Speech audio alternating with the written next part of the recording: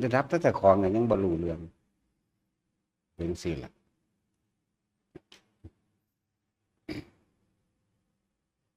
พวกนั้นเขาเจ้าฮักกะมาบ่นั่นนะโอ้อืม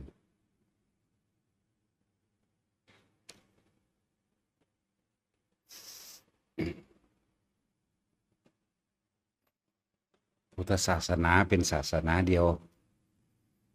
ที่มีสิทธิ์มีอิสระในความเลือกการเคารพนับถือเป็นศาสนาที่ให้อิสระเต็มที่บ่มีการบังคับบ่มีกฎเกณฑ์บังคับว่าถ้าเข้ามาแล้วจะต้องเฮ็ดตามนี้ตามนี้จึงว่าเป็นอิสระเต็มที่คำว่าพุทธศาสนาแม้กระทั่งว่าคำว่าการให้ทานการรักษาศีลกับบ่แม่นกฎระเบียบของพุทธศาสนาบ่แม่นข้อบังคับของพุทธศาสนาเด้ที่หลายๆคนเข้าใจว่าถ้าว่าพุทธศาสนาต้องศีลห้าบริสุทธิ์มั่งอย่างนี่คือความเห็นที่เขาบ่ทันได้เข้าใจว่าพุทธศาสนาให้อิสระเสรีเต็มที่ในการกระทำในการเลือกที่จะเชื่อหรือไม่เชื่อหรือผู้ที่เชื่ออยู่แล้วมาแต่การก่อนจะถอนความเชื่อหมดศรัทธาเราไปเลือกนับถือศาสนาอื่นก็ได้บ่มีข้อบังคับเหนี่ยวรั้งอิหยังไว้เลยเป็นอิสระให้แก่ทุกคนพระพุทธศาสนาเป็นศาสนาที่เชื่อกรรมคือการกระทำของตนเองเชื่อผลของกรรมคือสิ่งที่ตัวเองกระทำนั่นแหละเป็นศาสนาที่บ่ได้เชื่อเรื่องพระอินทร์พระพรหมหรือเทพเจ้าอันใดก็ช่างสิ่งศักดิ์สิทธิ์เทพเจ้าอินทร์พรหมย่อมยักษ์นาคขุดคนท่านทั้งหลายสิมาดลบันดาลความมั่งมีสีสุขความอายุยืนความเจ็บความปวดความป่วยความมีลาภความมียศหรือแก้กรรมให้ผู้ใดได้นั่นแหละพุทธศาสนาบ่มีสิ่งนี้ว่ามีอิสระเสรีเต็มที่ในการที่จะเลือกเสพคบหรือกระทำนั่นเองขึ้นอยู่กับตัวเขาเองเชื่อกรรมหมายถึงการกระทำตัวเองเชื่อผลของกรรมจังว่าให้อิสระและก็พุทธศาสนาทนทานต่อการพิสูจน์เพราะว่าเรื่องพิสูจน์ไม่ได้แม่นเรื่องพิสูจน์สิ่งอื่นเรื่องพิสูจน์ในพุทธศาสนาคือพิสูจน์ตัวเองนั่นแหละคนเฮาจึงเชื่อเพราะความกลัวก็มีเชื่อเพราะความกล้าก็มีนี่หมายถึงเบาเรื่องตัวไปซะก่อนเชื่อเพราะถูกบังคับกระทำตามเพราะถูกบังคับเพราะกลัวก็มีแต่พุทธศาสนาไม่ได้บังคับให้ใครมาเชื่อไม่ได้บังคับให้ใครมากระทำตามขึ้นอยู่กับความสมัครใจของบุคคลผู้นั้นถ้าเห็นดีว่าการให้ทานคือการสื่อสารที่ดีที่สุดของหมู่มนุษย์และสัตว์ทั้งหลายย่อมเป็นที่รักของทั้งคนทั้งสัตว์เลยไปถึงแม้กระทั่งว่าย่อมเป็นที่รักของเทวดานั้นด้วยนี่การให้ทานการรักษาศีลเป็นการรักษาผู้อื่นการไม่ทำร้ายเบียดเบียนผู้ใดผู้หนึ่งให้เสียชีวิตด้วยทรัพย์สินเป็นหนทางของความเป็นอิสระอย่างหนึ่งอิสระปลอดภัยจากศัตรูหมู่ม่านทั้งหลายถ้าเฮากระทำตามนี้เฮาบ่มีความคิดคำเว้าและการกระทำโดยทางกายบ่ไปปล้นจี้ข่าข่มขืนข่มเหงดื่มสุราเมายาบ่กินเหล้าบ่เมายาก็เป็นคนที่มีสติเต็มที่รักษาตนเองปลอดภัยจากอันตรายทั้งปวงนี่นะเป็นการพิสูจน์ตัวเองได้พุทธศาสนานี่บ่ได้ไปพิสูจน์ผู้อื่นถ้าเห็น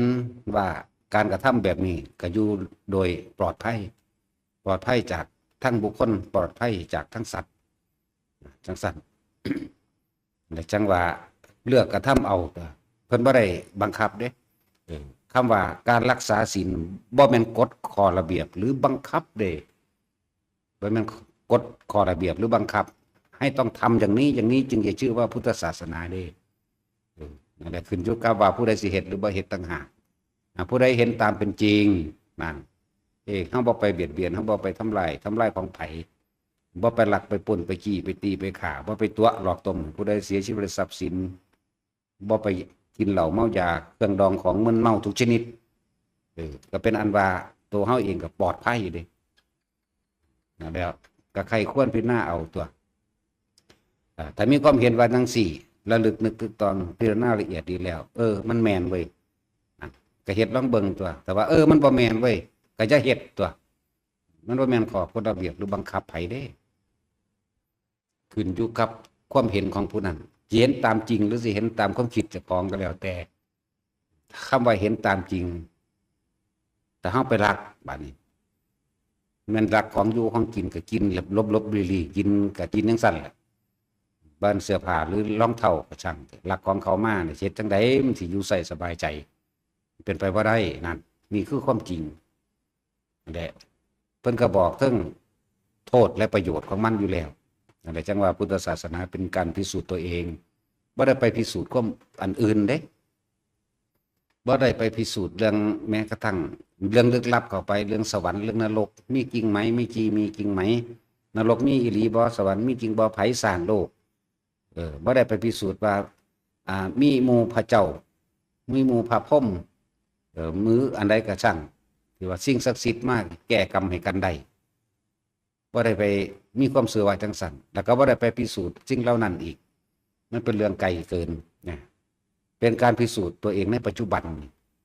นะแต่เฮาบ่ฆ่าสัตว์ทุกชนิดเลยล่ะทั้งคนทั้งสัตว์นั่นแหละเฮาก็อยู่แคล้วคลาดปลอดภัยของเฮาเองแต่เฮาบ่ไปลักไผเฮาก็อยู่โดยบ่ได้เร่าร้อนและกังวลแต่เฮาบ่ไปข่มขืนไผบ่ได้ไปทำตามอำเภอใจของเจ้าของเองเนี่ยเฮาก็อยู่สุขสบายดีเฮาบ่ไปตัวให้ผู้ใดเสียชีวิตทรัพย์สินนะ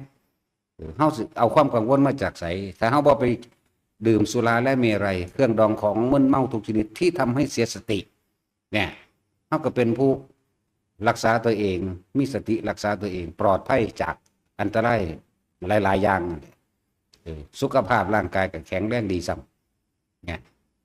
นี่เพิ่นก็บอกทั้งผลหลายและผลดีเพิ่นก็บอกไว้แต่ว่าเพิ่นบ่ได้บังคับด้วยล่ะเฮ็ดก็สร้างบ่เฮ็ดก็ตามคำว่าเพิ่นนี่บ่แม่นไผแต่ว่าเป็นธรรมชาติคือความจริงคำว่าเพิ่นเป็นคำเว้าเฮาซื่อๆดอกคำว่าเพิ่นนี่ก็หมายถึงว่าพระพุทธเจ้าเป็นผู้ตรัสรู้อริยสัจสี่ความจริงแล้วก็นำความจริงตัวนี้ออกมาเว้ามาแสดงส่วนไผสิทำตามหรือบ่ทำตามก็เป็นเรื่องของผู้นั้นเพิ่นบ่ได้บังคับบ่ได้ข่มเหงนั่นแหละจังว่าพุทธศาสนาเป็นศาสนาเดียวที่มีอิสระในการเคารพนับถือที่ทำตามหรือบ่ทำตามเป็นอิสระของคนผู้นั้นที่สิเข้ามาพิสูจน์โดยตัวเองนี่คือเรื่องของศีลการเรื่องของทานด้วยกันเพิ่นก็บ่ได้บังคับอีกเพิ่นก็บอกทานมีอานิสงส์แบบใดทานคือการให้แต่ก็ทานนี่สิเป็นการสื่อสารที่ดีที่สุดในหมู่มนุษย์และสัตว์ทั้งหลายทานเพิ่นก็บ่ได้บังคับให้ไผมาทานเด้ล่ะแต่เพิ่นก็บอกอานิสงส์อยู่อานิสงส์แรกเลยนี่เป็นการสื่อสารที่ดีที่สุดในหมู่มนุษย์ทั้งหลายบ่ว่าสิเอาของท่านให้ไผก็สั่งย่อมเป็นที่รักที่พอใจของบุคคลผู้ได้รับทานแน่มันก็กระบอกอยู่ได้ล่ะเป็นการประสานสมานมิตรที่ดีที่สุดผูกมิตรที่ดีที่สุดบ่ว่าแต่ให้คนให้สัตว์เดรัจฉานมึงดูเอาเข้าให้หมาเทื่อนึงมันก็จื้อเลยแล้วมันก็หักโดดเด้สัตว์ใดก็สร้างว่านี่อาหารของหมาก็เอาให้มันติอาจจะเป็นข้าวหรือปิ้งไก่ยังก็เอาให้มันก็หักเฮาโลดแล้วลองเอาหญ้าให้งัวให้ควายดูมันจื้อกินมือเฮาได้มันก็หักเฮาคือกันนั่นแหละมันก็เว้าอยู่ หมายถึงเอาความจริงตัวนี้มาเว้าคำว่าเพิ่นกะว่านี่หมายถึงพระพุทธเจ้าผู้เพิ่นเอาความจริงออกมาเว้าได้นี่จังซั่นจึงบอกว่าพุทธศาสนาเนี่ยมีอิสระเต็มที่ในการเลือกปฏิบัตินะทานมั่งศีลมั่งแล้วก็คำว่าสมาธินี่คือจิตตั้งมั่นในความสงบอันเป็นอุเบกขาหรือจิตไม่หวั่นไหว เมื่อถูกแรงกระทบบ่ว่าการสรรเสริญและดินทาได้มาและเสียไปสุขและทุกข์เออ ถ้ามันบ่หวั่นไหวแล้วบาดนี้ทุกชนชาติในโลกสามารถทำได้แล้วก็บ่ได้บังคับว่าคนพุทธศาสนานี่ต้องทานต้องศีลต้องสมาธิเด้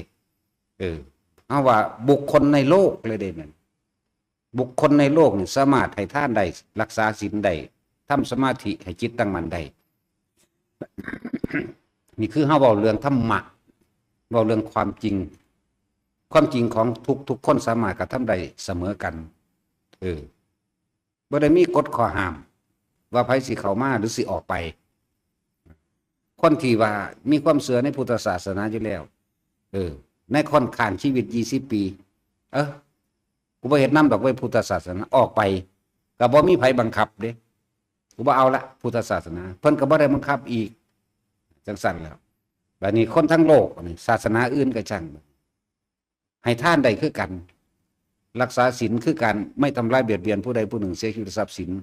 ตลอดทั้งคนและสัตว์ก็เฮ็ดได้คือกันทำสมาธิก็เฮ็ดได้คือกันคนทั้งโลกถึงบอกว่ามันบ่ได้แม่นว่าสิบังคับ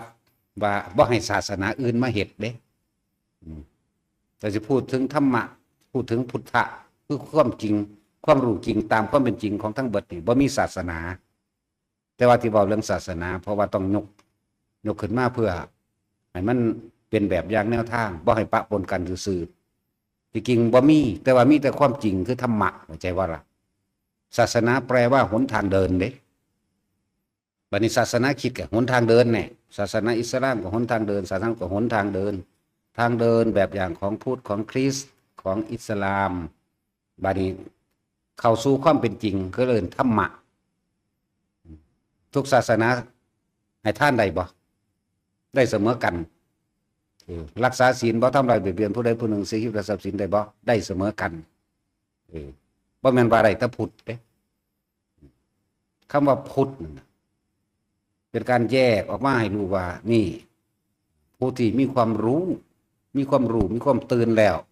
มีความรู้แจ้งเห็นจริงตามความเป็นจริงแล้วเลยนำความจริงทั้งหลายเหล่านั้นออกมาจึงบอกว่าคนเฮากลัวก็เพราะไม่รู้ความจริงบ่รู้ความจริงแล้วก็บ่พิสูจน์อีกอะไรหลายๆอย่าง ที่เขามาพิสูจน์นี่บ่ได้พิสูจน์ผู้อื่นเด้อจึงบอกว่าคำสอนคือธรรมะของพระพุทธเจ้านำออกมาสอนทนทานต่อการพิสูจน์เพราะการพิสูจน์นั้นเป็นการพิสูจน์ตัวเองแม้ความเกิดเป็นทุกข์ฝรั่งอังกฤษเอธิโอเปียจีนไทยลาวเกิดมากกับเจ็บไข้ได้ป่วยคือกันอยู่ไหมหิวเข่าคือกันห้อนคือกันหนาวคือกันเจ็บท้องคือกันปวดแขวปวดหัวคือกันย่ำบุคคลที่หักมันตาย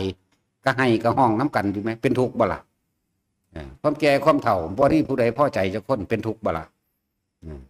จังสั่นแล้วทุกข์เสมอกันบ่บัดนี่แม่คือความจริงมันต้นทางว่าการพิสูจน์ความจริงความเกิดเป็นทุกข์ทุกข์เพราะแก่ทุกข์เพราะเจ็บเนี่ยหิวห้อนหนาวทุกข์เพราะพัดพรากจากสิ่งอันเป็นที่รักแน่เหมือนกันเด้บัดนี้ไม่ได้เลือกเลยนี่คือความจริงไม่ได้เกี่ยวกับสิทุกข์ต่อพุทธศาสนานั่นบอกไม่ได้ทุกข์ต่อศาสนานี้ได้อันนั้นเป็นอัตลักษณะอีกแบบหนึ่งซื่อๆดอกอัตลักษณะของบุคคลในพุทธศาสนาต้องโกนหัวห่มผ้าต้องมีตัวอย่างออกมาเพื่อบ่งบอกว่าเป็นผู้ละจากกามเป็นเบื้องต้นแต่เรื่องตั้งในกับตั้งหาหมายถึงว่าเหตุในเบื้องโดยภายนอกตะกอนบ่ได้ยุ่งบ่ได้ไปกินเหล้าเมายาบ่ได้ไปปล้นขี้ฆ่าสัตว์ลักทรัพย์ทั้งใดเหตุให้เบื้องเป็นลักษณะนี้ซื่อๆแต่ว่ามันก็บ่สามารถทำได้ทั้งเบิดเห็นบ่ล่ะขนาดที่คนว่าอุบาสกอุบาสิกาในพุทธศาสนาก็บ่แม่นว่าสิบวชทั้งเบิดนั่นแต่บุคคลผู้นั้นต้องเสียสละออกมาทำเป็นตัวอย่างซื่อมันมีบ่พอ 200,000 ดอกในประเทศไทยนี่ก็เลยเห็นบ่ล่ะคน70 ล้านคนมีบ่พอ 200,000 เด้พระภิกษุนักบวชทั้งหลายนี่ทั้ง4แล้วบัดนี้ทั่วโลกมีพอล้านบ่วะคน 7,000 กว่าล้านมั้ยอันตะกัวตะปายมันก็มีซะบ่ในคำว่าพุทธศาสนาเรียกว่าอัตลักษณะตัวตน ที่บ่งบอกว่าบุคคลนี้เป็นผู้นำทางศาสนาตอนนี้อัตลักษณะตัวตนผู้นำทางศาสนาคริสต์เพิ่นก็ใส่หมวกกมอนขาวๆนั่นแหละแต่เขามีลูกมีเมียบัดเนาะอิสลามก็คือกันก็มีลูกมีเมียเนี่ยแต่ว่าในตัวนี้คือนกตัวอย่างออกมาว่าเป็นผู้คมจิตออกจากกามเนคขมะคือการบวชจังซี่นะแล้วเฮ็ดแต่งตัวออกมาแปลกกว่าหมู่แล้วก็บ่มีลูกมีเมียนี่ความต่างออกมามันเลยเป็นอัตลักษณะของแต่ละศาสนาบัดนี้แต่พูดถึงใส่ในคือความจริงของพุทธศาสนาที่จริงขึ้นเบาธรรมะเป็นเบาเรื่องความจริงของสิ่งทั้งหลายทั้งปวงสิ่งใดสิ่งหนึ่งเกิดขึ้นเป็นธรรมดาคำว่าสิ่งทั้งหลายทั้งปวงอย่างเช่นหมาเกิดมาเป็นธรรมดาหมาก็ตายเป็นธรรมดาหมูก็คือกันไก่คือกันเป็ดคือกันปูปลาหน้าเนียวคือกันคนก็คือกันนั่นคือกันเบิดได้บาดนี่นั่นเกี่ยวกับศาสนาว่านั่นเวลาสัตว์ทั้งหลายรวมเบิดเลยศาสนาก็สั่งเกิดมาแล้วก็ต้องเจ็บปวดป่วยหิวเข่าหิวน้ำแม่นว่าล่ะปวดแขวปวดหัวนี่แม้ทุกเสมอกันบ่ล่ะบัดนี้บุคคลที่รักตายคิดถึงกันเป็นห่วงกันให้น้ำกันเป็นธรรมดานั่นนี่คือความจริงได้บัดนี้ทุกศาสนาเป็นแบบนี้ได้บัดแล้วทุกศาสนากับปรารถนาความสันติทั้งเบิดได้บัดนี่มันเลยเป็นความจริงในใจลึกๆของแต่ละคนบ่ได้เกี่ยวกับศาสนาเป็นความจริงของทุกๆคนเลยผู้ใดก็ปรารถนาความสงบสุขและสันติ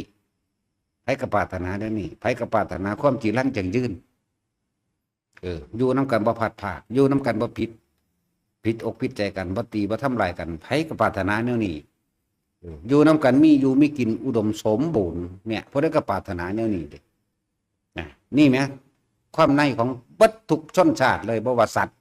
เดรัจฉานหรือคนเหมือนกันได้ตัวนี้นี่แหละจึงบอกว่าเฮาเว้าธรรมะเด้อความจริงบอกความจริงแล้วทุกชนชาติศาสนาสามารถให้ท่านใดคือกันนั่นบ่ล่ะบาดนี้เด้อนะสรรพสัตว์ทั้งหลายสามารถให้ท่านใดเหมือนกันสรรพสัตว์ทั้งหลายบ่ว่าคนบ่ว่าสัตว์จริงๆสัตว์เสมอกันนั่นแหละเรื่องมาแยกว่าเดรัจฉานกับคนซื่อดอกสัตว์เสมอกันผู้มีตัณหายึดติดอยู่คือกันให้ท่านใดคือกันรักษาศีลใดคือกันทำสมาธิได้คือกันนั่นอิสลามมาทำสมาธิได้บ่ได้อิสลามมีหูดังบ่มีจมูกบ่มีลมมีหายใจบ่หายใจได้คือกันคริสต์มีหูดังบ่มีลมหายใจบ่ก็มีคือกันบ่แม่นมีตะพุดไหมเนาะมีเสมอกันไหม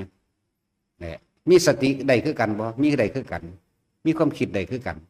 มีความเจ็บปวดป่วยได้คือกันตายได้คือกันทหารเข้ามาเพิ่นก็วิธีแนวทางทำให้จิตตั้งมั่นมันก็รู้อานาปานสติเนี่ยเขาก็มีสตินึกถึงลมเข้าลมออกได้คือกันทำความสงบได้คือกันปล่อยว่างได้คือกันไปนิพพานได้เสมอกัน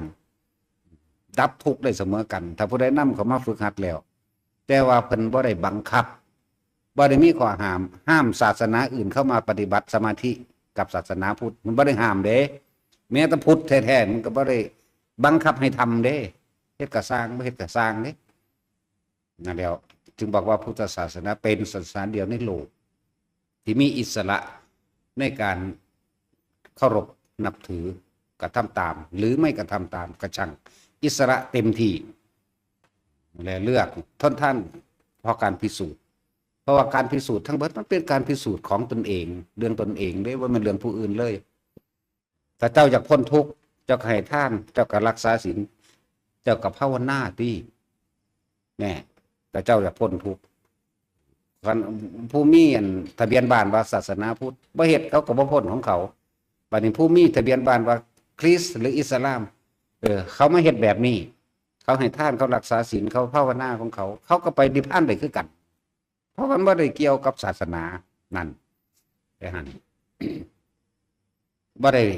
ด้ห้ามแต่ก็บ่ได้ห้ามเด้จะต้องเฮ็ดแบบนี้ก่อนจะจังสิเข้าศาสนานี้ได้บ่แม่นบ่ห้ามเลยใครจะเข้ามาด้วยหัวใจโลดเต็มใจโลดศรัทธามันบังคับกันได้อยู่บ่ล่ะมันบ่ได้เด้ศรัทธาแปลว่าความเชื่อบังคับกันไม่ได้ อจังว่าให้อิสระเสรีเต็มที่เลย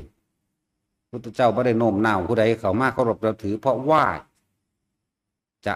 ไถ่บาปให้กันได้เด้พุทธเจ้าไม่ได้โน้มน้าวผู้ใดมาว่าถ้ามาเคารพนับถือเราลาภสักการะจะเกิดขึ้นถ้ามาเคารพนับถือเราท่านจะได้ไปสวรรค์ชั้นนั้นชั้นนี้บ่มีเด้เห็นว่าล่ะท่านจะเคารพนับถือหรือไม่เคารพนับถือก็ช่างเด้คุณทำอะไรวินัยคนเด้คือคำสอนของเพิ่นต่างหากเห็นบ่ล่ะผู้ใดกระทำตามนั้นก็ได้ตามนั้นเด้มันไม่ได้เกี่ยวกับผู้เพิ่นนำมาสอนพระศาสดานี่บ่ได้มีส่วนใดส่วนเสียกับไผเด้แต่คนเคารพนับถือหลายเพิ่นสิได้ลาภสักการะเกิดขึ้นมากมายก็บ่แม่นบ่ได้มีอานิสงส์แนวนั้นกระทำตามหรือบ่กระทำตามก็ช่างบ่ได้เกี่ยวกับเพิ่นเลยเห็นบ่ล่ะจังซั่นตัวบ่ได้มีส่วนใดส่วนเสียกับสิ่งใดทั้งสิ้นเคารพก็สร้างบ่เคารพก็สร้างนั่นสิออกจากความเคารพตะเก่าก่อนก็สร้างนั่นแหละจึงบอกว่าเป็นอิสระเต็มที่ทุกคนสามารถเลือกกระทำได้แล้วคนเฮากล้าก็เพราะความไม่รู้แต่ว่าถ้าพิสูจน์แล้วรู้แล้วคำว่ากล้าในการกระทำผิดก็จะไม่กล้ากลัวก็เพราะความไม่รู้ถ้าได้พิสูจน์แล้วความกลัวนั่นก็จะหายไปถอนออกคือจังลูกศรหรือตะปูที่ตอกอยู่ในหัวอกเข้าหนึ่งแต่เข้าไปพิสูจน์แล้วนี่ความกลัวหายไปมันก็บ่คิดถึงอีกนะและทั้งกล้าและกลัวได้บ้างย่อมมีเหตุมีปัจจัยก็สิเข้าใจได้เวลาถ้าเขาพิสูจน์ได้ความจริงทั้งเบิดแล้วนี่อ๋อเพราะสิ่งนี้มีสิ่งนี้จึงมีเพราะสิ่งนี้เกิดขึ้นสิ่งนี้จึงเกิดขึ้นได้บ้างมันจะไปหันได้บ้างเป็นไปตามเหตุและปัจจัยของมันเด้บ่ได้เป็นไปตามความกล้าและความกลัวได้บ้างนั่นคือการพิสูจน์นั่นแหละจังว่ามันทนทานต่อการพิสูจน์เด้อคำสอนนี่เป็นสากลจักรวาลเด้บ่แม่นคำสอนแบบสากลโลกเด้เป็นสากลจักรวาลเด้แหละนี่เขาก็บอกไปตามที่มันในปัจจุบันแห่งความจริงเดี๋ยวนี้โลดแต่สิบอกไปตามหลักการคือเขาถามไผเป็นคนกำหนดสร้างโลกบ่มีไผโลกเกิดเองสัตว์ทั้งหลายมาจากสายสัตว์จังซี่เขาก็บอกได้อยู่เด้ล่ะแต่มันเป็นเรื่องไกลเกินไปบ่มีประโยชน์เห็นบ่ล่ะของบางอย่างบ่มีประโยชน์ถึงเพิ่นรู้เพิ่นก็ว่าตอบประโยชน์สำคัญแก่มนุษย์ก็เป็นธรรมของมนุษย์เพิ่นก็แสดงธรรมของมนุษย์เด้ประโยชน์สำคัญแก่สัตว์เดรัจฉานอันเป็นทิพย์เพิ่นก็แสดงธรรมอันเป็นทิพย์ของสัตว์เดรัจฉานทิพย์เด้นาคจังสีนาครุฑจังสีนาประโยชน์สำคัญแก่พวกคนท่านแก่พวกเทวดาแต่ละสันพรหมโลกแต่ละสันเพิ่นก็แสดงจังสีเด้เพิ่นบ่นำมาแสดงทั้งเบิดกับคนเด้คนก็สมควรในอริยสัจสี่ก็ถูกต้องสวยงามแล้ว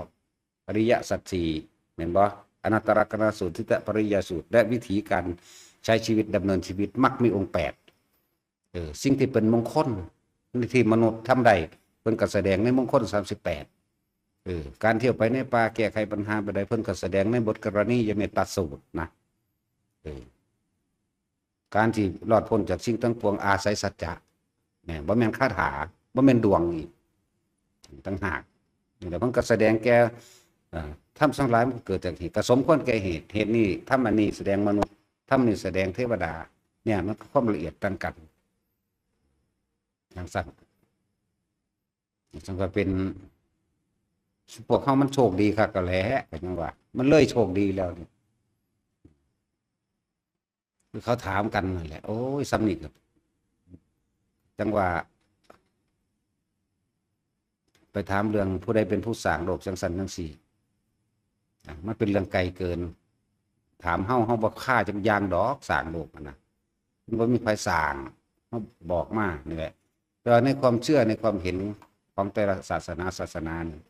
ถ้าไม่บังคับขู่เข็นทำร้ายกันก็อยู่กันได้โอ้เจ้าเสื้อแบบนี้ก็แล้วไปแม่นบ่ล่ะข่อยเสื้อแบบนี้ก็แล้วไปพวกเฮาอยู่ในสังคมเดียวกันได้ช่วยเหลือแบ่งปันซึ่งกันและกันได้ให้ทานได้นี่ไหมมันสิอยู่นำกันโดยสันติสุขไหมรักษาศีลข่อยบ่ทำลายเจ้าบ่ทำลายข่อยก็อยู่นำกันได้จ จ้ามีแนวทางของเจ้าเป็นทางพ้นทุกข์ของเจ้าเจ้าก็เฮ็ดไปเฮามีแนวทางของเฮาคือการทำสมาธิสมถะวิปัสสนากรรมฐานเฮาก็เฮ็ดไปมันก็อยู่นํกันได้ดอกถือว่าพุทธศาสนามีอิสระเสรีเต็มที่ในการเลือกเคารพนับถือสัตคำว่าศรัทธาเนี่ยแปลว่าความเชื่อเคารพนับถือแปลว่ายินดีกระทำตามถ้าเจ้าบ่กระทำตามก็เป็นเรื่องของเจ้าคือเก่าผมบ่ได้บังคับเด้อย่างสั้นจิตใจผู้ใดว่ามันบังคับได้ขังไว้ผูกไว้ใส่กุญแจไว้แท้ๆมันก็ยังไปเที่ยวรอบโลกเนาะอย่างสั้นเลยอะไรผมบอกว่าเป็นสิ่งที่ทนทานต่อการพิสูจน์เพราะว่าการพิสูจน์ทั้งหมดก็พิสูจน์ตัวเองเลยพิสูจน์สมมุติว่าความกลัวบัดนี้โอ้มันคือยานผีนี่พิสูจน์นี่พิสูจน์ตัวเองเลยกูคือยานคักแท้ว่ามันไปพิสูจน์ว่าผู้นั้นคือยานคักแท้เด้ว่ามันตัดสินคือยานคักแท้ผีนี่วังกูจะไปพิสูจน์ตัดสินมึงก็น่าว่าแม่นแบบนั้นเลยพิสูจน์เจ้าของน่ะกูคือยานคักแท้เขาบอกว่าผียุกกบกเนาะเบิ่งกูจะไปเบิ่งให้มันเห็นมึงก็น่านี่มันเสือแม่นบ่ดอกกลัวเพราะความเชื่อแต่ยังไม่ถึงความจริงกับไปมันนี่ไปดูเข่าด้วยกกบกของมันยานดูเข่านั้นก็บ่มีแน่ความเชื่อความกลัวนั่นก็ถูกถอนทิ่มเพราะว่ามันเห็นตามเป็นจริงแล้วมันบ่มีเหมือนว่าสั่นจังสั่นตัวมันเลยว่ากล้าก็ไม่ใช่กลัวก็ไม่ใช่แต่มันเป็นความจริงไปได้บานมันถูกเปิดเผยแล้วนะก็เลยหายสงสัยตัวนั้นไปเนี่ยก็เอิ้นว่ารู้ตามความเป็นจริงกันตัวเดี๋ยวเพื่อนให้พิสูจน์แค่มื้อนี้ว่ามันไปพิสูจน์ที่มันเลยเกินจำเป็นที่จะของเองหรือไปพิสูจน์ในหลักการทฤษฎีว่าโลกเกิดขึ้นได้อย่างไรมันบ่ได้เป็นไปเพราะพ้นทุกข์เพิ่นบ่ค่อยแสดงแต่ว่าเพิ่นแสดงกับอีกพวกหนึ่งจักก็ล่ะ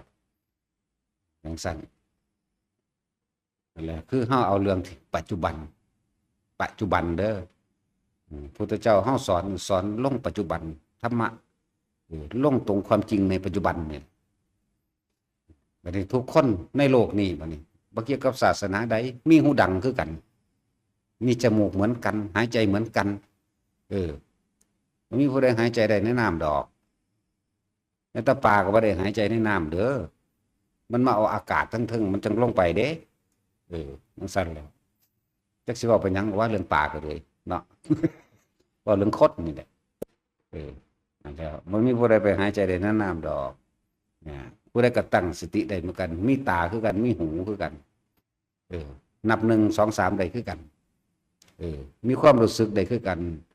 หิวห้อนหนาวเจ็บปวดได้คือกันมีความระลึกนึกถึงได้คือกันสตินึกเข้ามาสู่ลมหายใจเข้าลมหายใจออกได้คือกันเมื่อประคองลมหายใจเรื่อยเนี่ยวิตกประคองลมหายใจไปวิจารคือประคองอะไรวิตกกำหนดลมหายใจเข้าออกวิจารประคองลมเมื่อมันนิ่งแน่เข้าไปแล้วปิติก็เกิดนั่นสมาธิก็เกิดแน่ก็ได้คือกันนี่นะได้คือกันเบิดเด่นนี่บ่ได้เกี่ยวกับศาสนาได้บัดเกิดความสงบเย็นในตัวเองคือกันได้บัดแน่บ่ได้เกี่ยวกับผู้ศาสนาอื่นบ่สงบเย็นเด้ต้องพุทธศาสนาเท่านั้นจึงสงบเย็นบ่แม่นเด้ได้ทั้งเบิดนะคนทุกคนในโลกแม่นสิบ่รู้ตัวหนังสือจักอย่างก็สร้าง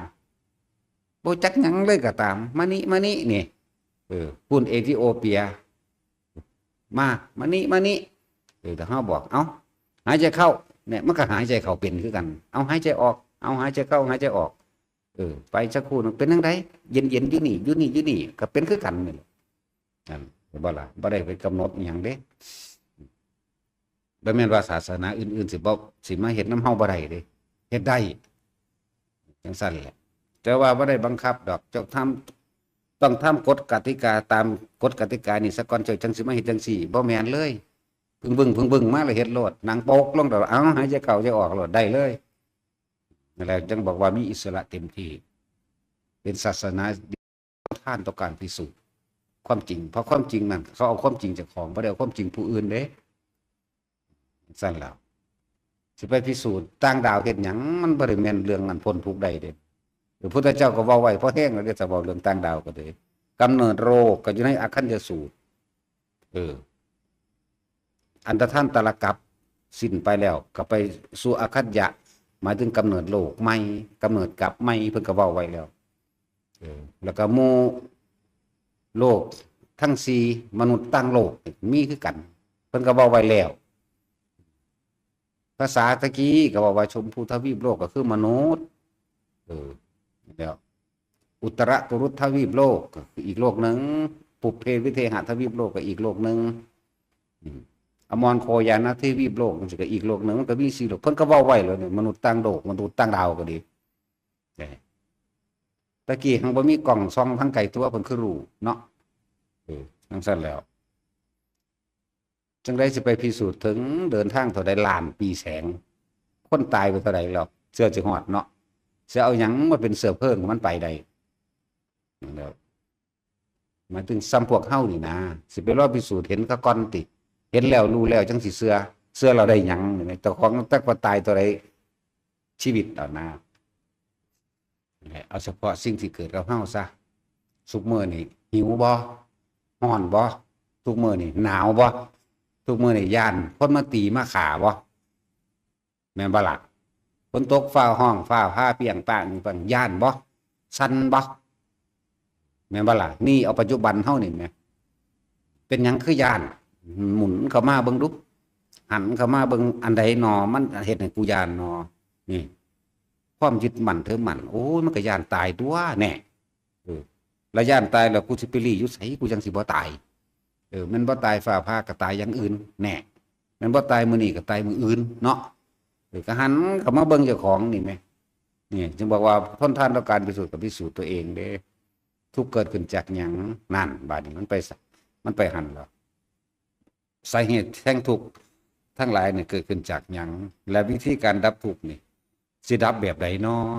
ดับความเจ็บปวดป่วยสิบ่กลับมาเกิดอีกในความปวดในความป่วยอีกน้อเฮ็ดจังไดน้อนี่เพิ่นก็บอกไว้แล้วทุกข์สมุทัยนิโรธมรรคมีองค์8โอ้เฮ็ดตามนี่เนาะนี่เพิ่นบ่ได้บังคับให้เฮ็ดดอกถ้าเจ้าของจะพ้นเองก็เฮ็ดเอาเองตัวแม่นบ่ล่ะมันบ่มีผู้ใดมาไถ่บาปให้ไผได้มันบ่มีผู้ใดมาแทนความรู้สึกหรือความเจ็บปวดป่วยให้กันได้เจ้าของก็เฮ็ดเอาตัวนั่นแหละจึงบอกว่ามีอิสระเต็มที่ในการเลือกที่จะเคารพนับถือหรือออกจากความเคารพนับถือได้ทั้งนั้นว่าแต่ละคนพิสูจน์เอา จึงบอกว่าคนเฮามันกล้าก็เพราะความไม่รู้ถือความบ่รู้เจ้าของเองปิดบังไว้กลัวก็เพราะความไม่รู้คือกันเพราะว่าบ่รู้ได้จึงไปกล้าไปลักไปตีไปฆ่าคนไปฆ่าสัตว์ฆ่าหยังก็แล้วแต่แม่นบ่เพราะว่าบ่รู้เด้นั่นในความบ่รู้นั่นผลแห่งกรรมก็สิได้รับไปคือเก่าเด้แม่นสิบ่เชื่อว่าบ่ได้รับดอกก็ได้รับคือเก่านั่นคือเป็นกฎธรรมชาติของมันเองบ่มีผู้ใดหลีกเล่นได้แล้วก็บ่มีผู้ใดไถ่บาปให้ไผได้อีกบ่มีผู้ใดพาไผขึ้นสวรรค์ได้อีกบ่มีผู้ใดเอาเสกดลบันดาลสาปแช่งให้ตกนรกได้บ่มีผู้ใดให้พรอวยพรไถ่ถอนแก้กรรมให้ผู้ใดขึ้นสวรรค์ได้ตัวเองทำเองล้วนๆนั่นแหละถึงว่าเฮานี่เชื่อการกระทำของตนเองกระทำสิ่งใดย่อมได้รับผลสิ่งนั้นเฮาบ่ได้เชื่อว่ามีผู้อื่นมากระทำให้เด้สิเชื่อหรือบ่เชื่อนี่กับเจ้าของเองเนี่ยเป็นรับผลคือเก่าจังว่าเชื่อกรรมเชื่อผลของกรรมสัตว์โลกเป็นไปตามกรรม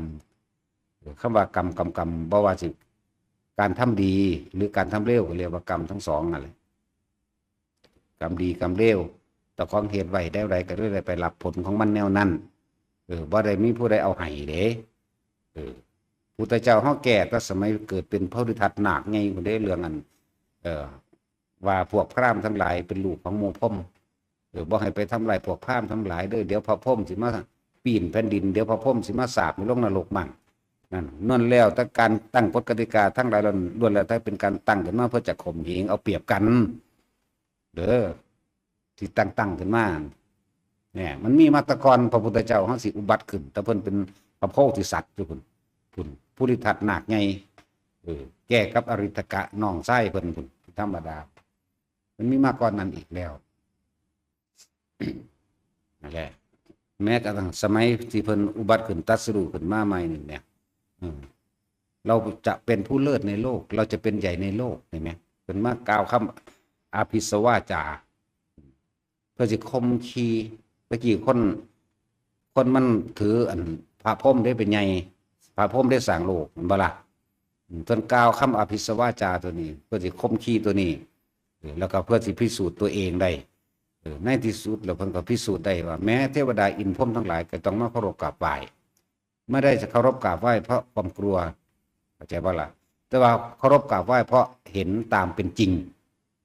การเคารพกราบไหว้บ่แม่นเคารพกราบไหว้ด้วยความกลัวเด้แต่เคารพกราบไหว้ด้วยความเต็มใจจริงใจเพราะเห็นรู้แจ้งตามความเป็นจริงเฮาคือเฮาเอาอยู่ดูๆนี่เฮาเคารพกราบไหว้พระพุทธเจ้านี่เฮาบ่ได้เคารพกราบไหว้เพราะว่าความกลัวเด้ไม่ได้เคารพกราบไหว้ไปตามประเพณีที่พาทำเด้เพราะว่าเฮาเคารพกราบไหว้นี่เพราะความน้อมเข้าไปสู่ความเป็นจริงโล่งใจโล่งสุดใจเลยแถมซ้ำมันอุทานออกมาเวลามันเป็นขึ้นมานี่โอ้โหไผสอนเพิ่นไผสอนเพิ่นมันธรรมดาบ่อันนี้บ่มีไผฮู้นำเฮาหรอกเพราะว่ามันเป็นรสแห่งธรรมของเฮาเองไผสอนเพิ่นไผสอนเพิ่นธรรมดาเวลามันเข้าไปในความลึกซึ้งในความละเอียดในสิ่งที่เฮาเข้าไปเห็นเองฮู้เอาเองของเฮาเฮาเฮ็ดตามเพิ่นได้นั่นพวกเฮายังมีผู้สอนนั่นนะเนาะเพิ่นนั่นนะผู้ใดสอนจนได้วางสิไผสอนเพิ่นไผสอนเพิ่นเดี๋ยวมันธรรมดามันบอกว่าถูกดอกกันนั้นอารมณ์นั่นน่ะอารมณ์ชุลมุนจังว่ามันเข้าถึงตัวนั้นแล้วอุ้ยมันลึกซึ้งไผสอนเพิ่นธรรมดาล่ะอุทานจังว่าเพิ่นเอาชีวิตแลกมาเด้อทุกภพทุกชาติเด้อเพิ่นบ่ได้ทำตามไผเด้เพิ่นรู้ของเพิ่นเอาเองเพิ่นพิสูจน์ของเพิ่นเอาเองที่เพิ่นกล้าเปิดเผยความจริงก็ว่าเพิ่นได้พิสูจน์สิ่งทั้งหลายทั้งปวงที่มืดมิดปิดบังปัญญาหรืออวิชชาถูกถอนทิ่มแล้วจึงกล้าเปิดแสดงความจริงพระอินทร์พระพรหมทั้งหลายบ่ได้ไปเสกสรรดลบันดาลอิหยังให้ไผใดๆบ่มีผู้ใดไถ่บาปให้ไผใดนั่นตัวเองนี่แหละต้องยุดที่ตัวเองใจตัวเองความคิดตัวเองนี่ตั้งหากนั่นแหละมาพิสูจน์เอาตัวบัตรก็พิสูจน์เจ้าของเลยนั่นไปพิสูจน์ผู้อื่นเด้เรามีผู้ใดไถ่บาปให้ไผใดมีตอนนั้นแล้วคิดกับอิสลามโอ้ยหากก็เกิดหนึ่งดอกที่หลังดอกกันนะถ้าสิว่าอันใดเกิดก่อนหรอมันบ่ล่ะตะกี้ว่าท่านในมีดอกเขามาศาสนาพระมันก็ถือเอาพรมมันเป็นพิธีซื่อดอกอันนั้นนะเฮ็ดยังขึ้นก็ต้องไปบวงสรวงให้หมู่พรหมทั้งหลายมาดลบันดาลนั่นนี่ให้แม้ซุมื้อนี่มันก็ยังมีแม้สิมาขุดเจาะน้ำบาดาลก็ต้องมีเหล้าขวดนึงมีไข่ด้วยนึงมีผ้าด้ามมีกล้วยหวีนึงจังซี่นะเจาะลงไปแล้วคือบ่เห็นว่ามันได้ซั่น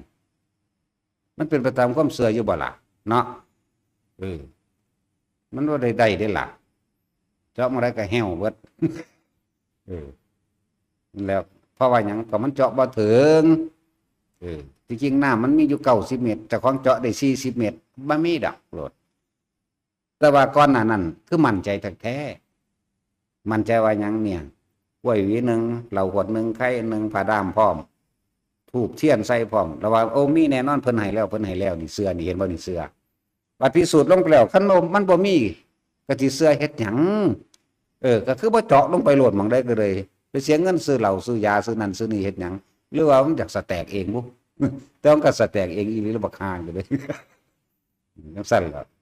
นี่ขนาดเจ้าของพิสูจน์เองยังบ่เชื่อเบิ่งรุ่นน่ะบ่เชื่อเจ้าของแต่ว่าไปเชื่ออย่างอื่นแต่ว่ามันแปลกว่ะ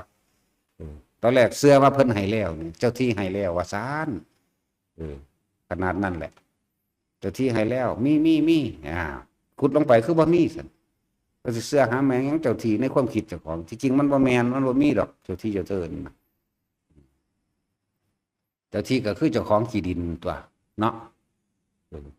ลองไปจุกของเขาบ่ได้อนุญาตมึงดูเขาบ่จับมึงโดดอันเจ้าที่ในจินตนาการที่คิดว่ามันมีคือผีสางนางไม้มันอยู่ไสมันบ่ได้มาแจ้งตำรวจจับไผได้เด้เนาะแม่นบ่ล่ะหลายอย่างคนเฮาก็นำตัวอย่างเฮาเองนี่ล่ะมาคือเขาอันสิยกเสาเอกเสาโทจังซี่ถ้าทุกเสาบ่สมบูรณ์ม้วนพร้อมมันสิค้ำกันอยู่บ่ก็คิดไปตามความเป็นจริงตัวเนาะ ยกแต่เสาเอกเสาเดียวเอาทำมันเป็นศาลาจังสีใดเอามันสิมุ่งไปจังใดมันก็เบี้ยวพุ่นมันก็พังทับหัวตายตัวนี่ไหมง่ายๆหนึ่งไหมถ้าเฮาบ่สั่งเฮ็ดไผสิเฮ็ดเด้อแม่นบ่ล่ะก็กูนี่แหละเจ้าที่แล้วลองกูหนีจากนี่รู้ผู้ใดสิเฮ็ดอยู่บ่เอาเนี่ยก็บ่เฮ็ดสิได้เจ้าที่ที่จินตนาการว่ามันมีสิได้เทพเทวดาอินพรหมอยู่ไสบ่เห็นว่ามันสิมาแบกเสาไม้ซอยเฮาจักต้นนี่ล่ะบ่ล่ะมีแต่พวกหมู่นี่แหละดันกันอยู่ว่าสั่นนั่นแหละเขากลัวจะเป็นทุกข์กลัวจะย่านผีหักคอเนาะกลัวเห็นบ่นี่ย่านบ่ร่ำบ่รวยย่านป่วยย่านหาเงินบ่ได้ย่านบ่มีมันธรรมดาเด้อันความกลัวเฮาก็พิสูจน์ให้เบิ่งอยู่แล้วเนาะบ่เห็นว่าสิบ่มีนะก็เฮ็ดได้อยู่เด้ล่ะนี่คือเก่าแถมซะบ่เฮ็ดหยังอีกเฮ็ดเอาแต่ในหูดังอย่างเดียวเลย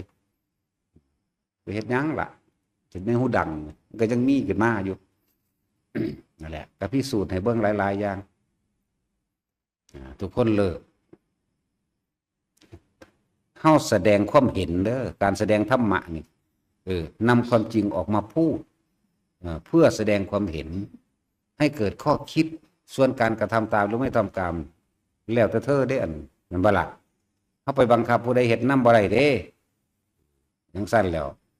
จึงว่าพุทธศาสนาเป็นอิสระให้อิสระมีอิสระเต็มที่ในการเคารพนับถือเฮ็ดหรือบ่เฮ็ดก็สร้างเด้บ่มันผลใดผลเสียของข่อยว่าล่ะเจ้าเฮ็ดก็สร้างที่เจ้าก็ได้ของเจ้าบ่เฮ็ดก็สร้างที่เจ้าก็ได้ของเจ้าคือเก่าบ่ได้เกี่ยวกับเฮาเด้จึงว่าเฮานำเฉพาะสิ่งที่เฮาพิสูจน์ได้แล้วออกมาเว้าเรื่องเด้เฮาบ่ได้เว้าเรื่องของไผปานใดดอกเว้าก็พอแต่ยกอ้างอิงเป็นนิทานธรรมบทมั่งเป็นพุทธพจน์มั่งเป็นวจนะมั่งซื่อๆเด้หรือว่าโดยเรื่องสูตรนั่นสูตรนี้เป็นพุทธพจน์เท่านั้นนึงเด้แต่ว่ารายละเอียดประสบการณ์เจ้าของเด้ล้วนๆเด้อันนั้นอันนี้ที่ว่ามานั่นแปลกๆนั่นน่ะจะไปเว้าของผู้อื่นเต็มที่ได้จังได๋เจ้าของบ่แม่นเขาแม่เจ้าของบ่แม่นความคิดเขาแม่เนาะเฮาบ่ได้ไปอยู่ในความคิดตาค้อนเฮาสิเว้าเรื่องตาค้อนได้จังได๋แม่นว่าซั่นเฮาบ่ได้ไปอยู่ในเขาเด้เด้อน่ะเรื่องซั่นแหละบัดนี้ก็เว้าตามแสดงแต่ความจริงออกมาแล้วส่วนพวกเจ้าสิเฮ็ดนำลมเฮ็ดนำก็เป็นเรื่องของพวกเจ้าได้บ่เกี่ยวกับข่อยแน่หลายอย่าง หลายพวกดอกถ้าสิเว้าเรื่องหลักการองค์แห่งการแสดงธรรมของธรรมกถึกควรแสดงไม่เสียดสีไม่กล่าวตู่ไม่ใส่ร้ายควรแสดงไม่กระทบกระทั่งว่าซั่นก็เห็นกระทบเบิดนั่นแหละไปก็เลยเนาะเว้าแต่ผู้นั้นเว้าให้แต่ผู้นี้เนาะแต่ก็เสือกบ่เว้าเรื่องของเจ้าของบ่ได้ดีเดียวเรื่องของผู้อื่นเนาะเหยียบผู้อื่นขึ้นบ่ะมีแต่จมเบิดนั่นแหละเว้าเรื่องของเจ้าของที่เจ้าของเฮ็ดมาแล้วก็เทียบพระสูตรนั้นพระสูตรนั้นพระสูตรนั้นเทียบกับพุทธพจน์นั่นตัวเอามาเทียบให้เกิดความห้าวหาญในการอยากปฏิบัติตัวบางคนก็เว้าแต่เรื่องผู้อื่นปานว่าไปเป็นเขา เวลาไปเหี่ยวก็เหี่ยวน้ำเขาปวดท้องเหี่ยวน้ำเขาบ่เนาะจังซั่นแล้วเวลาหิวข้าวปวดแขวปวดน้ำเขาบ่หิวน้ำเขาบ่นะเฮาก็เลยตลกนั่นแหละแต่ว่าพิสูจน์เอาเองเด้อสิ่งที่เฮายึดได้เลยนี่ยึดในการกระทำตามเลยคืออริยสัจสี่ทุกข์สมุทัยนิโรธมรรคยึดได้เลยทั้งเบิดนี่เป็นแค่องค์ประกอบของคำว่าอนิจจังทุกขังอนัตตาเด้อปฏิจจสมุปบาทก็เป็นองค์ประกอบของอนิจจังทุกขังอนัตตาคือเขาเพราะอนิจจังทุกขังอนัตตาเป็นของมีประจำจักรวาลอยู่แล้วประจำจักรวาลประจำโลกประจำสัตว์มีทุกคนผู้ใดรู้แจ้งในอนิจจังในไตรลักษณ์เดินก้าวย่างตามพระไตรลักษณ์ก็พ้นได้ทันแล้วเห็นสิ่งทั้งหลายทั้งปวงบ่ควรสิเขาไปยึดมั่นถือมั่นเพราะว่ามันบ่จีรังยั่งยืนสิ่งใดสิ่งหนึ่งก็เกิดเป็นธรรมดาแน่สิ่งนั้นก็ต้องดับเป็นธรรมดายังกินกีสมุทยะธรรมังสัพพันตังนิโรธธรรมมันตินี่ไหมพุทธพจน์ไหม คำบอกพระพุทธเจ้าไหมบัดนี้เฮาก็เห็นตามนั้นว่าเฮาก็เป็นแบบนั้นอีหลีเฮาก็เชื่อเอาเองในเฮาเองก็บ่เชื่อก็สร้างแล้วมันจริงไหมเนาะสิฟื้นได้อยู่บ่ปวดแขวอยู่กูบ่ปวดสิว่าบ่แม่นบ่ล่ะเกิดมาเป็นทุกข์เพิ่นก็บอกตัวทุกข์เพราะว่าความเจ็บป่วยไม่สบายแม่นบ่ซั่นแต่ความนอนห่มผ้าสั่นอยู่อ้อยอ้อยอยู่โอ๊ยกูมีความสุขสิก็สิว่าได้อยู่มันตัวเจ้าของได้อยู่บ่ความจริงอย่างหนึ่งเนาะแต่ตัวผู้อื่นซื่อเขาก็บ่เงิดได้ล่ะเพราะเขาบ่ได้เป็นเจ้าของเนาะเพราะว่าบ่แม่นดักทั้งซั่นทั้งสี่นะทั้งซั่นแล้วทั้งหลายมันตัวเจ้าของบ่ได้ความรู้สึกของเจ้าของเองโกหกตัวเองไม่ได้ดอกความรู้สึกนี่ความรู้สึกทุกข์นะหิวเข่าเด้ฮ้อนเด้หนาวเด้ปวดหัวเด้ปวดแขวเด้นี่กังวลในโรคภัยไข้เจ็บต่างๆมันนี่ผู้เป็นก็ดีเนี่ยตัวใดอยู่บ่ล่ะบ่นะหรือสิตัวเจ้าของนะตัวผู้อื่นบ่มีผลหยังดอกบ่มีผลหยังเลยอาจจะว่าทั้งเบิดนี่ให้น้อมเข้ามาเบิ่งความบ่จีรังยั่งยืนของเจ้าของเองเด้อบ่จีรังยั่งยืนของร่างกายแต่ก็ความบ่เป็นจริงเป็นไปตามสิ่งที่ของคิดคือเคยยึดมั่นถือมั่นแล้วความคิดนี่ก็บ่คิดแต่อันเดียวอีกความคิดก็บ่เที่ยงเห็นบ่ล่ะร่างกายนี่ก็บ่เที่ยงนั่นร่างกายอันนี้ ก็บ่เที่ยงความรู้สึกของกายบ่เที่ยงรูปเวทนาสัญญาสังขารวิญญาณอันใดที่เป็นกองเป็นหมวดเป็นหมู่ของมันรวมแล้วว่าเป็นร่างกายก็เลยเริ่มสังขารขันธ์กายนี่ก็เป็นภาชนะรองรับความเจ็บปวดและโรคทุกชนิดอีกกายนี่ก็บ่เป็นไปตามที่เฮาอยากให้มันเป็นอีกมันหิวมันร้อนมันหนาวก็เป็นไปของมันมาแล้วความรู้สึกทางกายก็แบบนี้ความจำของกายก็แบบนี้รูปเวทนาสัญญากองแห่งกายก็เป็นแบบนี้ประกอบด้วยธาตุทั้งสี่อาการ32ก็ว่าไปมันบ่แม่น32หรอกความจริงมันคนบ่ทันตายมัน42โดยลมหายใจ6โดยธาตุทั้งไฟอีก4เลยเป็น42นั่นไปหั่นล่ะนั่นใช่แล้ววิญญาณกายก็แบบนี้วิญญาณกายคือหยังคือรับรู้ความร้อนความหนาวนั่นแหละตัวรับรู้ได้วิญญาณกายอย่างในเฮาบ่ฮู้ว่าไฟมันร้อนเฮาเอามือไปใส่มันก็ร้อนคือเขาตัวแต่วิญญาณกายมันก็รับรู้ว่ามันร้อนมันก็ทกปั๊บเลยแหละบ่ล่ะสั่นแล้วตัวใจบัดนี้ทุกอย่างมันเนื่องจากกายเนื่องจากรูปเพราะว่าในความชินในความอยากได้อยากดีอยากมีอยากเป็นหรือว่ายินดีพอใจในรูปรสกลิ่นเสียงสัมผัสและอารมณ์ความรู้สึกที่พอใจนั่นแหละจึงเป็นเหตุเป็นปัจจัยให้ฝังเอาไว้ในจิตใจในความรู้สึกของเจ้าของจึงว่ารูปราคะกับอารูปราคะเป็นของคู่กันที่เขาบ่ทันได้พิสูจน์ที่เขาบ่ทันแยกเข้าใจบ่ก็มักอีนี้ก็เอาอีนี้ตัวไปคิดนอนน้ำเขาแม่นบ่ล่ะจังซั่นตัวอรูปราคะเดี๋ยวนี้เกิดอารมณ์นั่นเกิดล่ะบัดนี้วิธีเฮาปฏิบัติเฮาสิละโอลัมภาคิยะสังโยชน์5เลยทีเดียวเสือก็เฮ็ดบ่เสือก็เฮ็ดจักบ่แต่จะพ้นบ่เสือตัวจังเฮ็ดเนาะแม่นบ่แต่เสือมันบ่เฮ็ดเด้ เสือแล้วมันสิเอาจำไปเถียงกันซื่อๆแล้วก็มาวิจัยวิจารณ์สรุปด้วยวิชาการของเจ้าของเองเอาความคิดเห็นตัวของเป็นไงแต่ว่าบุคคลที่บ่เสือเนี่ยเขาสิพิสูจน์เบิ่งมันสิแม่นคือเพิ่นนั่นว่าอยู่บ่กูสิเฮ็ดเบิ่งเด้เข้าใจบ่ล่ะเพิ่นว่ารู้ลมเข้ารู้ลมออกแหน่ เป็นผู้มีสติระลึกนึกเข้ามาลมหายใจเข้าลมหายใจออกประคองอยู่กับลมไว้นั่นแหละอาการปิติเกิดโอ้อันนี้เอิ้นว่าปฐมฌานตัวนี้แน่บัดนี้ผู้เขาพิสูจน์ได้แล้วนั่นเสือบ่เสือกะสร้างเด้มันเป็นจังซี่อีหลีมันเป็นแบบนี้อีหลีนะโอ้มันสบายดีเด้อยู่จังซี่เขาก็เฮ็ดไปเลยตัวจังซั่นแหละแต่อันนี้สิบอกผลลัพธ์ของการรู้ลมเข้าออกแม้เพียงแต่ปฐมฌานทำให้บ่อยทำให้มากทำให้ชินรู้อยู่เฉพาะลมหายใจเข้าออกแล้วคนที่ตายในลมเฉพาะลมหายใจเข้าออกบ่ได้กลับมาเกิดอีกเป็นอนาคามีครับเป็นแค่คำเว้าเทียบซื่อๆเด้จะเพิ่งเถียงได้อันพวกว่า ลมเป็นนิพพานเหรอลมเป็นอันนี้เลยอย่าเถียงเออ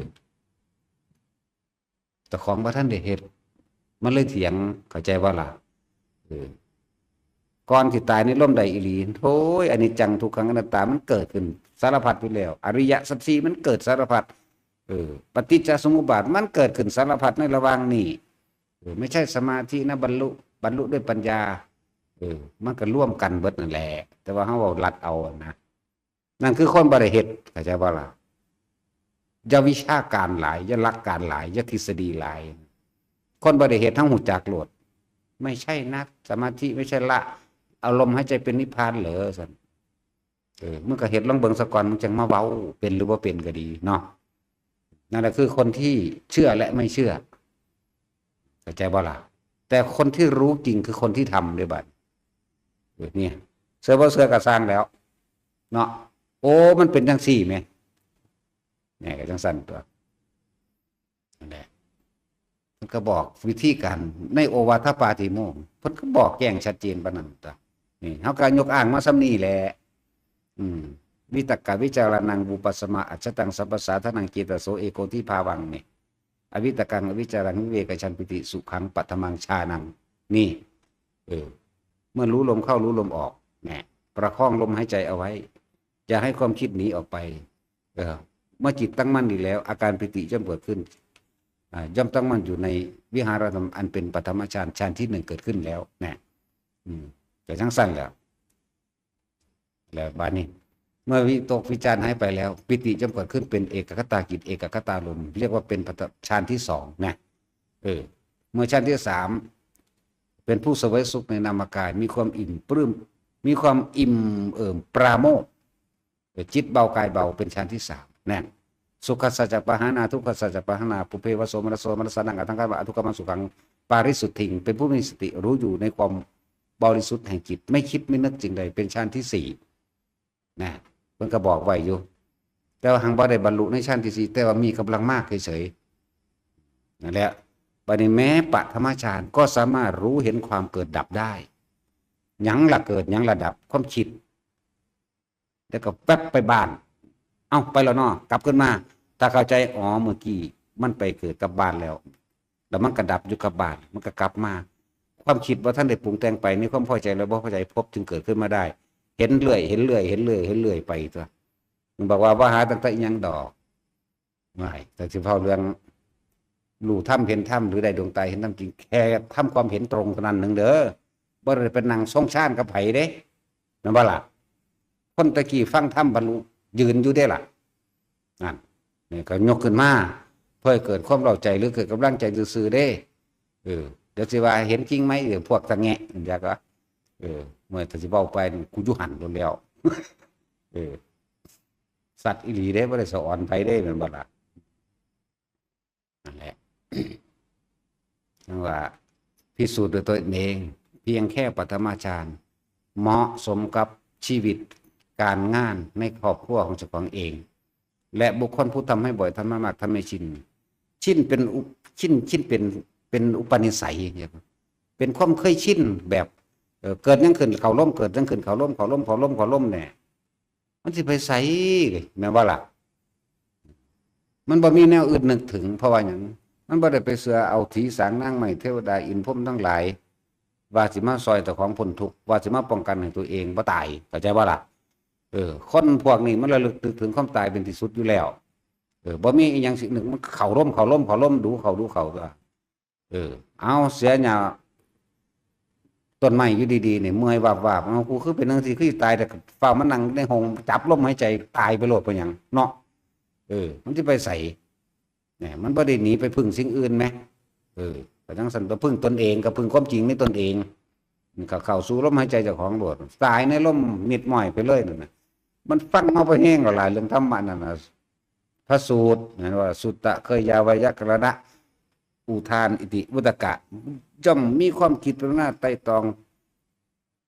หรือโยมมันนิสมมนสิการในถ้ำตะลงหัวขอจนลงใจได้พุ่นล่ะลงใจได้สรุปเอาได้แต่ว่ายังละไม่ได้นี่คือการทำความเห็นตรงเข้าใจบ่นี่แต่ว่ายังละไม่ได้เพราะยังมีอารมณ์อยู่จังสินะ ทำความเห็นตรงกับกินขาดไปเลยเห็นตรงแค่ว่าทุกสิ่งทุกอย่างเกิดมาตายทั้งนั้นจำนี่กระไรนะเห็นอนิจจังอนัตตานี่ทำนี่แหละแล้วก็กลับเข้ามาล้มเกาะล้มไว้เกาะล้มไว้ในเมื่อบ่มีการคิดมันสิไปใส่ดูดิจิตไม่มีที่ตั้งมันบ่ล่ะเมื่อจิตบ่มีที่ตั้งก็ย่อมไม่มีที่ปรุงแต่งเมื่อไม่มีที่ปรุงแต่งอารมณ์ย่อมเกิดไม่ได้อารมณ์เกิดไม่ได้พบก็ดับไปตัวนั่นแหละมันก็ไปพูดระบาดนี่ยังหน่อยๆได้นี่ตำอนาคามีอย่างว่าดิเป็นตะเฮ็ดเอาคืออย่างเลื่อนว่า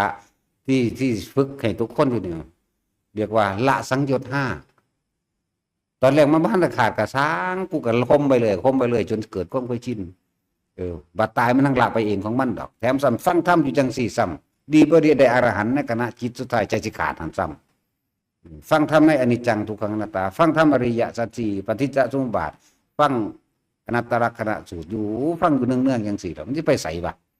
จนว่าจื้อได้แล้วแม่นบ่ล่ะใครควรตัวตนเองก็ได้หรือถือผู้อื่นบอกให้ฟังพิจารณาความตายเด้อบ่มีอย่างกิรังอย่างยืนดอก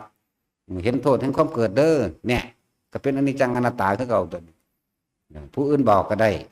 ถ้ามันอาไปหรือเปิดเทปฟังก็ได้แปลงสั่นตัวใครควรตัวตนเองก็ได้หลายอย่างคืออย่างเดี๋ยวจังว่าเฮานี่มันหมกมุ่นแต่อยู่ในถ้ำนี่เด้เฮาไปทางใหม่เด้เป็นหมกมุ่นอยากว่าหมกมุ่นรุ่นคิดแต่อยู่ในอันนี้แหละนะสิภาษายังกับผู้แววมาฟังหน่อยๆแล้วมาขาดคะนี่เอาแสดงว่ามึงบ่บาดบาด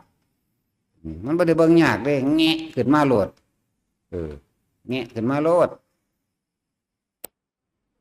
หาอยู่หากินอยู่ซ้ำนั่นอันซ้ำนี่นึงก็เสียมาเว้าหยังกับเฮาเนาะ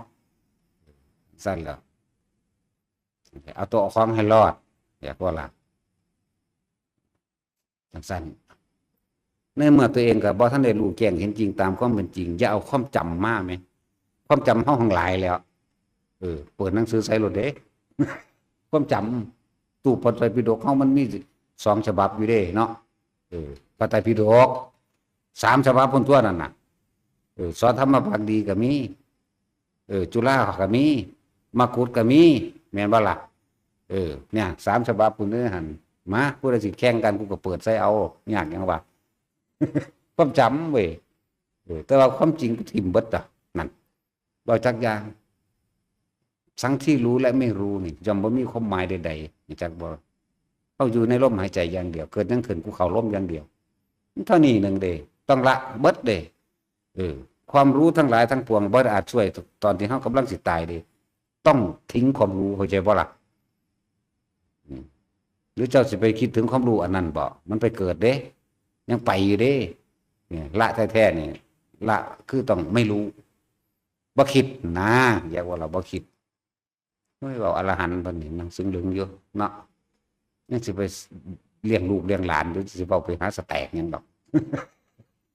ห่างคนยังอยากรวยอยู่ถึงมาเว้าเรื่องนิพพานเนาะคือสมชายนี่แหละยังสิไปเฮ็ดอันบ้านเซาอีกเพิ่มอีกอยู่เด้นี่แม่นบ่ล่ะสิไปนิพพานมาถึงสิไปหางบ่ไหวเหมือนกันยังสิไปสั่งเสาสั่งอิฐสั่งปูนอยู่สั่นแล้วเฮามันคุกคลี่อยู่ในนี่ตลอดบ่ฟังกูก็อ่านเนี่ยไปจังซั่นเด้ทั้งฟังทั้งอ่านทั้งทำความสงบในตนเองเอากูเข้าลมหายใจแน่ออกมาแล้วก็ยังหาในจังซี่มันเป็นเครื่องอยู่ด้วยซั่นนั่นแหละจังซั่นพูดถึงว่าพวกบ่ได้ปฏิบัติมันสอดแทรกมันฟังน้อยๆแล้วมันก็มาด่าเฮาด่าโคตรพ่อโคตรแม่มึงผู้ใดบอกมึงไปเกิดเนาะจังซั่นตัวด่ากูบ่ด่าขึ้นซื่อๆได้กูถีบปากเหยียบโคตรพ่อโคตรแม่โคตรปู่โคตรย่าโคตรตาโคตรยายผมเด้กูบ่ได้เงินไผนี่กูฮู้เอาเองกูเห็นเอาเองมันเด้จังซั่นนี่คือความจริง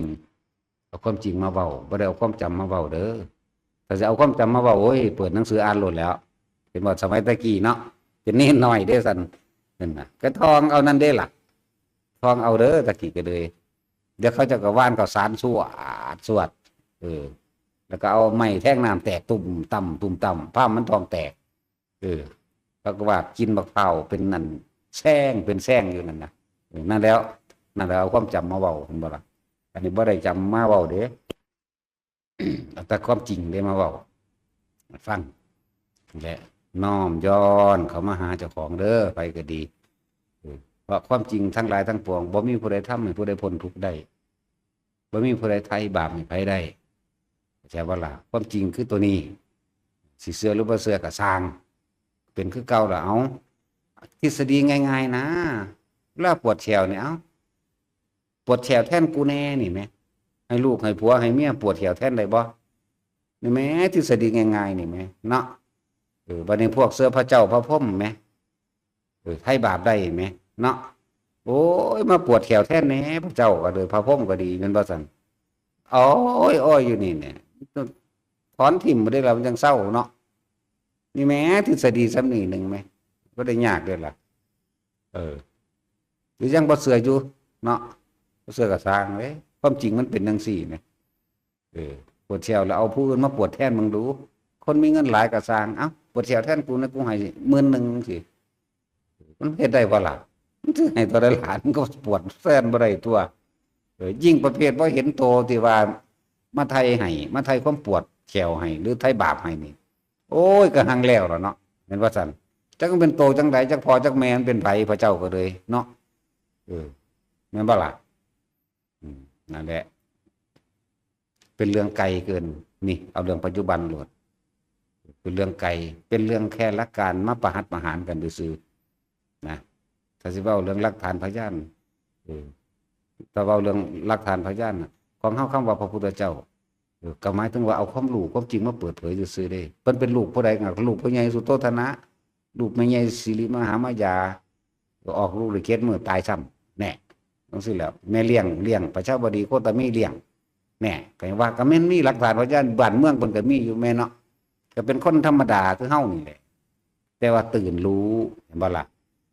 เมื่อรู้เปิดเผยความจริงขึ้นมาแล้วแน่ก็เอาความจริงคำว่ากล้าคำว่ากลัวจึงบ่มีสำหรับเพิ่นนี่แต่สิ่งนี้มีสิ่งนี้จึงมีเป็นไปเมื่อดับสิ่งนี้หยุดสิ่งนี้กระทำสิ่งนี้ความเกิดของสัตว์ทั้งหลายย่อมไม่เกิดขึ้นว่างตัณหาทั้ง4นึงได้ล่ะเอาสมาทาน